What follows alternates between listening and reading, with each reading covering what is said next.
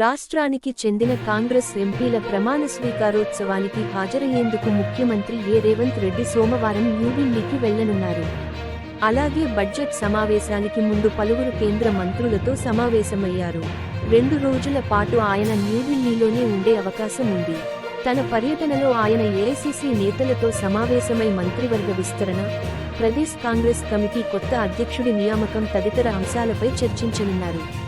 ఇప్పటికీ కొంతమంది కేంద్ర మంత్రుల అపాయింట్మెంట్లు కోరగా, వారి ఆమోదం మేరకు సమావేశాలు ఖరారు కానున్నాయి. పెండింగ్ బకాయిలు, వివిధ ప్రాజెక్టులకు నిధుల మంజూరు వంటి కొన్ని అంశాలను ముఖ్యమంత్రి లేవనెత్తే అవకాశం ఉందని సీనియర్ అధికారి ఒకరు తెలిపారు.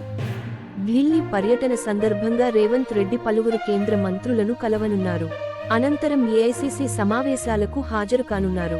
తెలంగాణ క్యాబినెట్ విస్తరణ, పీసీసీ చీఫ్ ఎంపిక తదితర అంశాలపై కాంగ్రెస్ హైకమాండ్తో రేవంత్ రెడ్డి చర్చిస్తారని తెలుస్తోంది.